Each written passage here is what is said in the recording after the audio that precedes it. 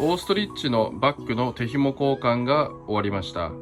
もともとですね、ついていた手紐が割れてますので、合皮のような形で、作られていたものを、ちゃんと本革の牛ですね、こちらで作りましたので、これで長くお使いいただけると思います。こういった手紐交換とかありましたら、お問い合わせいただければと思いますので、よろしくお願いいたします。